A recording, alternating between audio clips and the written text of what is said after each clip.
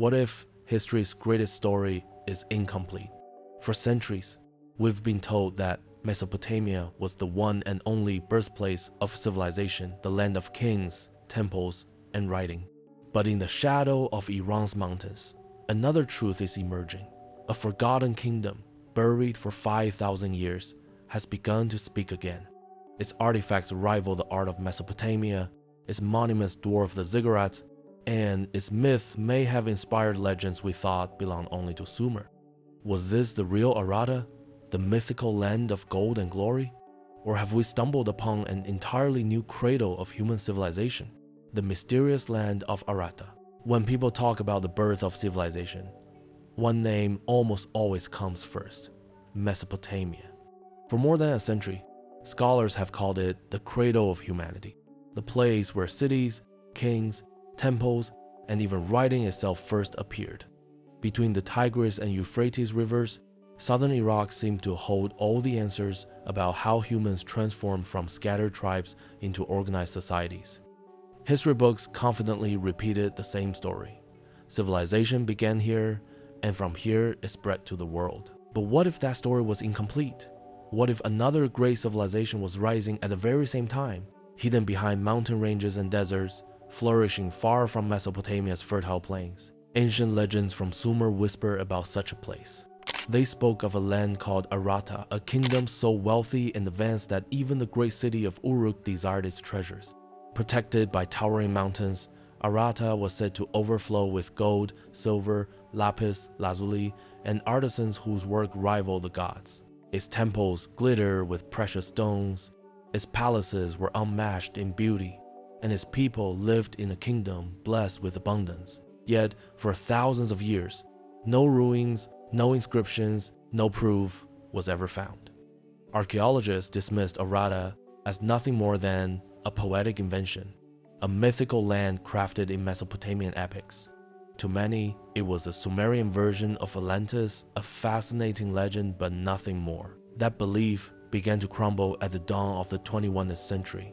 In a remote Iranian valley, far from Mesopotamia's floodplains, a discovery stunned the world.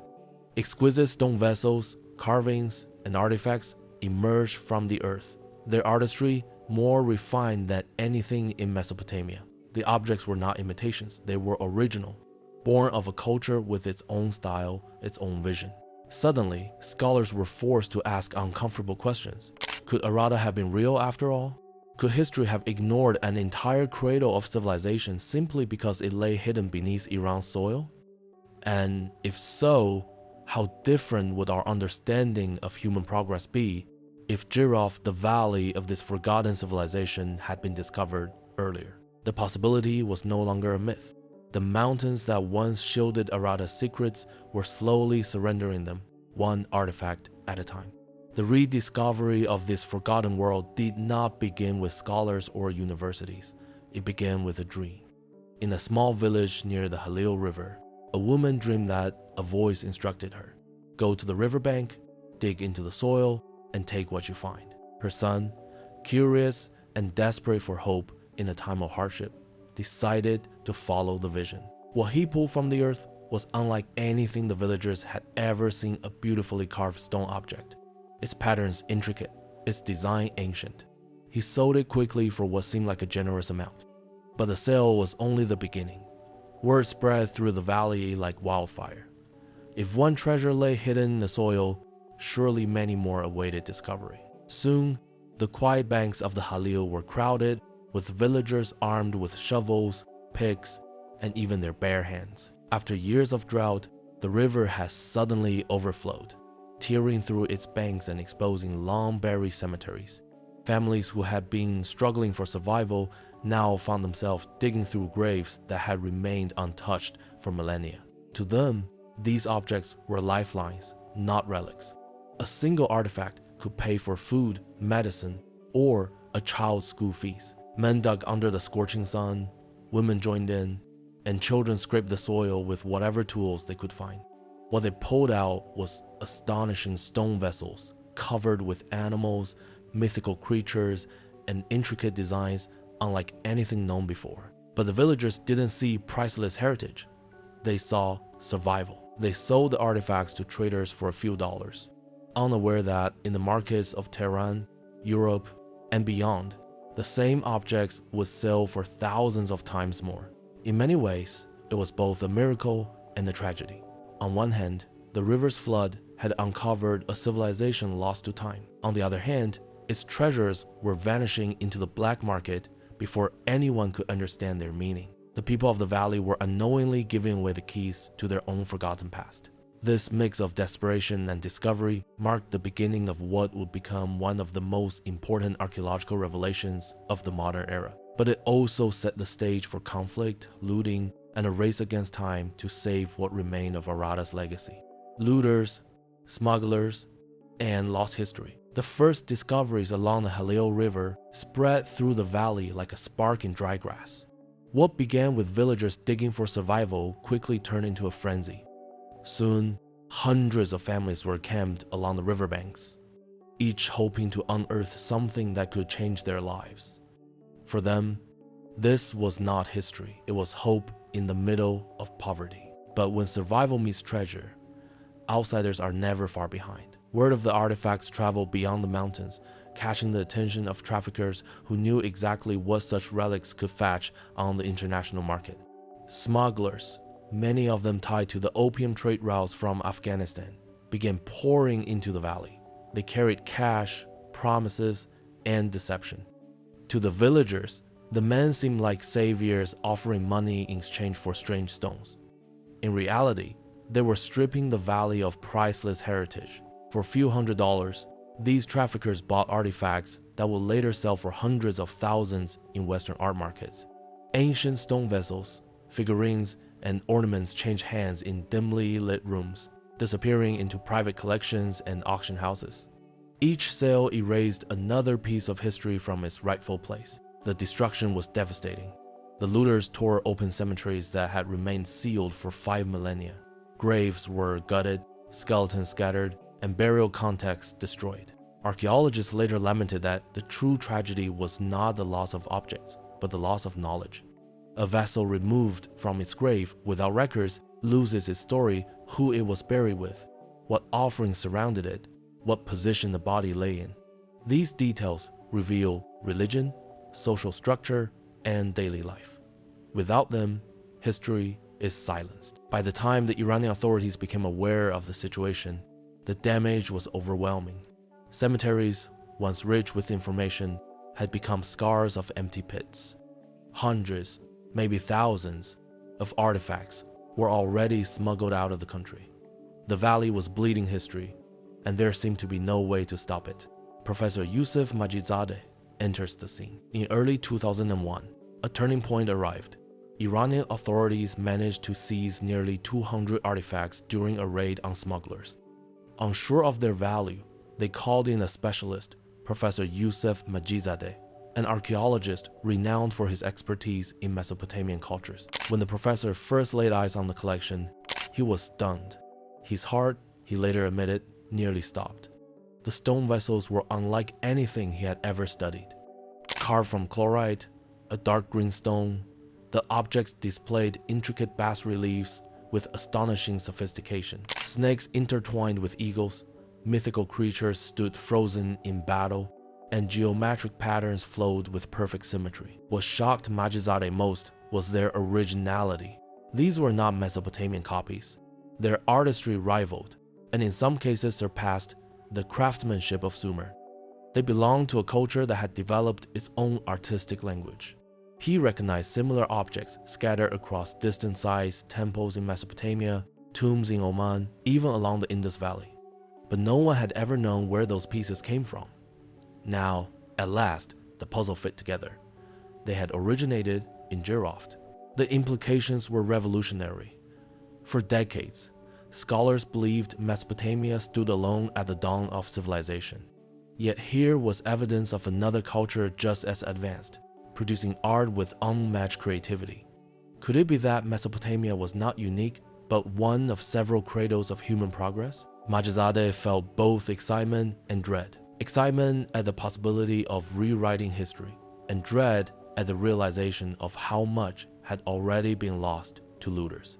He knew that without immediate action, this forgotten civilization might vanish forever, leaving only fragments scattered in museums and private collections across the world. The Valley of Secrets. The Halil Valley itself seemed almost designed to guard its mysteries.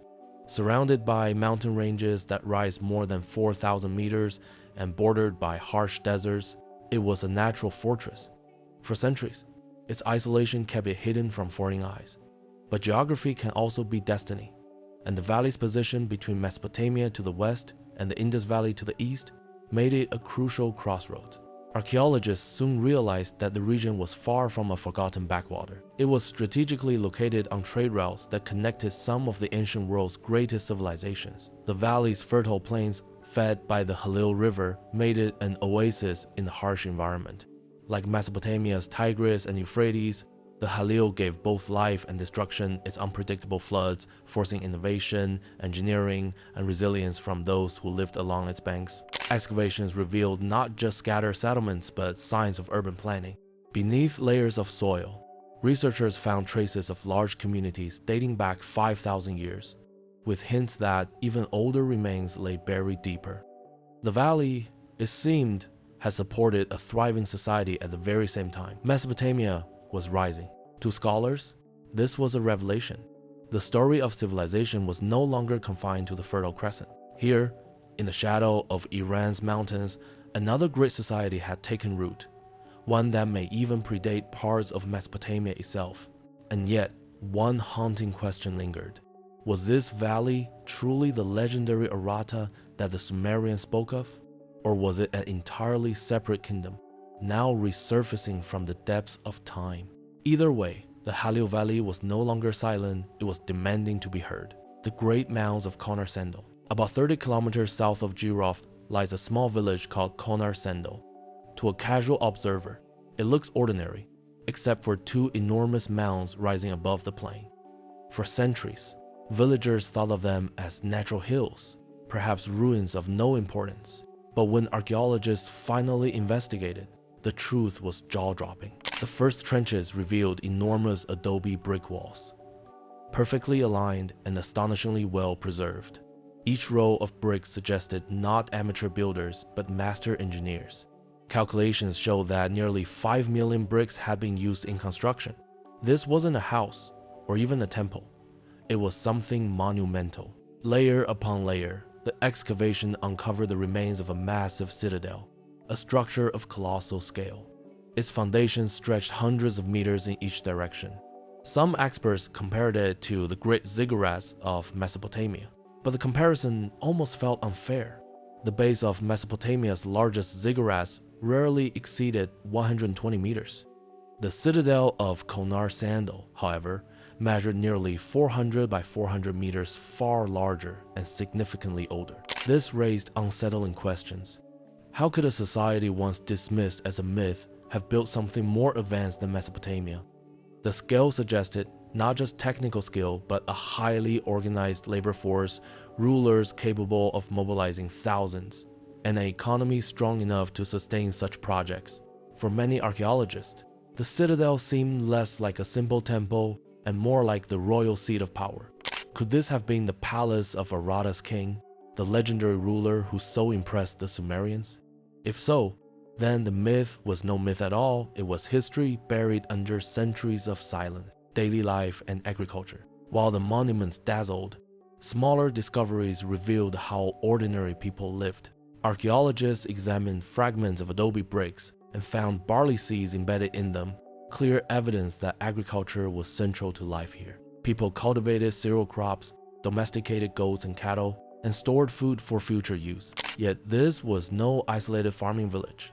Among the remains were bones of fish, yet the nearest sea lay almost 300 kilometers away. Somehow, the people of Jirov managed to bring seafood into their diet, evidence of long-distance trade and sophisticated supply chains. Even more telling were charred date pits and grape seeds found in kitchens and storage areas.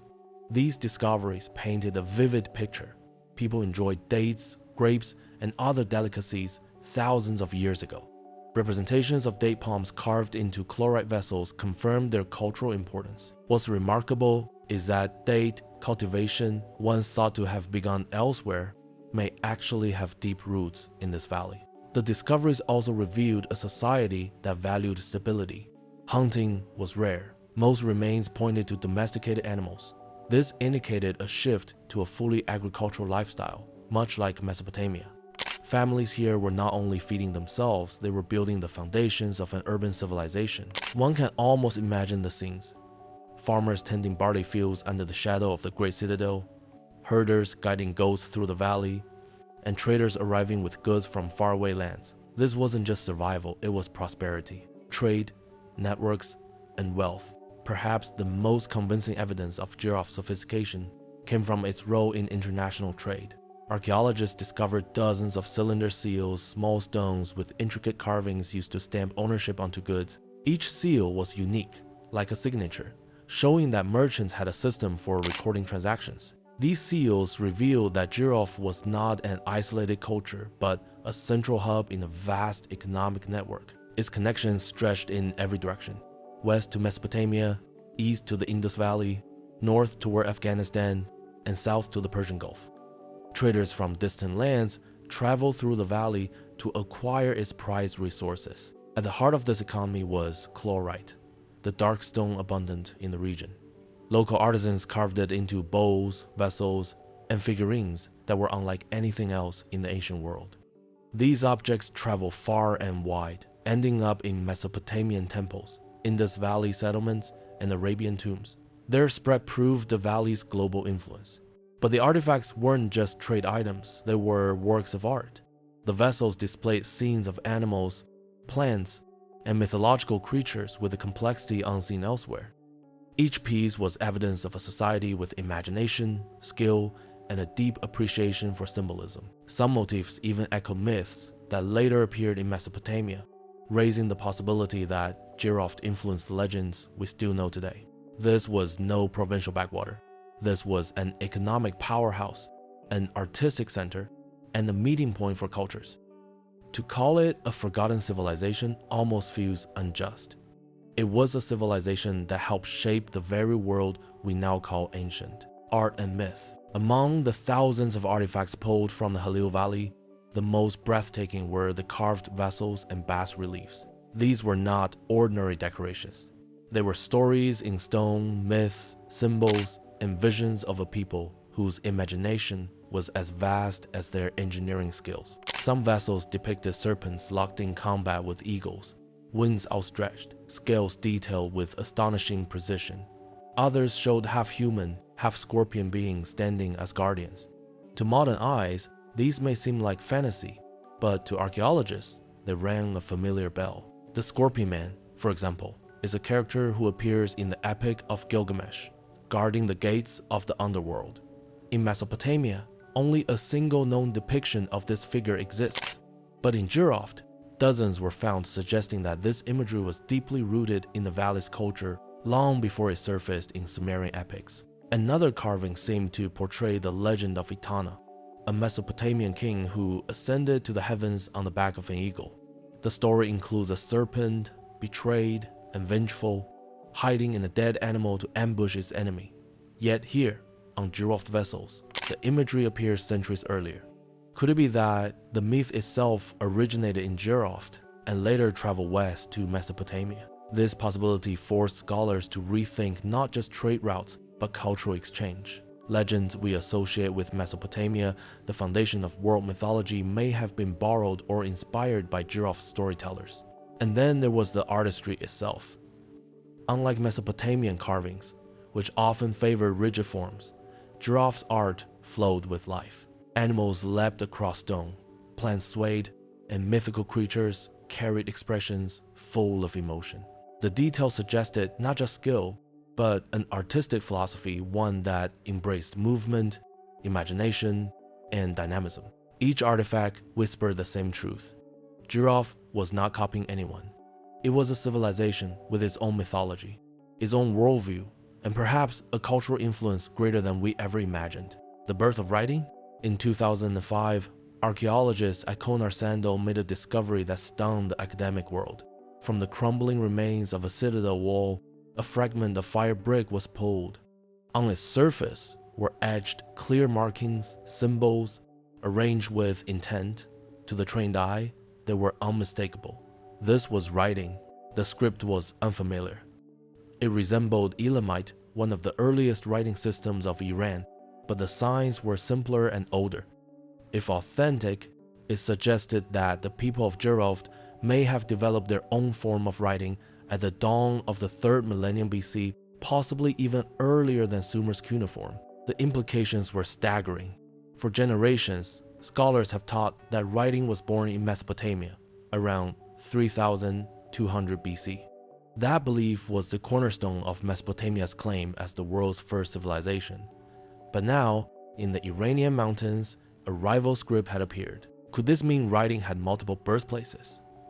Or worse for Mesopotamian pride, could it mean that Jiroft's people had written before the Sumerians? Scholars debated fiercely. Some argued it was merely a local variant of known scripts. Others believed it was something entirely new, a lost system that might never be fully deciphered. But one fact remained: Jiroft was not silent. Its people had left their thoughts in symbols, just waiting to be understood. For archaeologists, this discovery was a moment of awe. For the rest of the world, it was a reminder that the origins of civilization are far more complex than the neat timelines written in textbooks. Protecting a forgotten civilization. By the time the scale of Jiroft's importance became clear, much had already been lost. Looters had gutted cemeteries, smuggling networks had spirited artifacts abroad, and priceless context was gone forever. Professor Yusuf Majizadeh realized that guards and soldiers could only do so much. The real key to saving Jiroft lay with the people of the valley themselves. He began a campaign of education. Traveling from village to village, he explained why the strange stones and carvings mattered. They were not just objects to sell for survival, they were the heritage of an entire people. Treasures that belonged not just to Iran but to all humanity. At first, villagers were skeptical. For years, they had seen artifacts as lifelines, not relics. But slowly, minds began to change. Schools organized visits to excavation sites. Children met archaeologists, asked questions, and began to take pride in the fact that their home was once a cradle of civilization. The transformation was remarkable. Families who once sold artifacts to smugglers began returning them voluntarily. Some arrived at the excavation camps with plastic bags, sheepishly admitting they had kept items at home and now wanted to return them. For them, it was no longer about money, it was about protecting the story of their ancestors. This shift was as important as any artifact. For the first time in thousands of years, the people of Jiroft had become guardians of their forgotten civilization. And thanks to them, the valley's silence was being replaced by a chorus of voices, determined to preserve its past.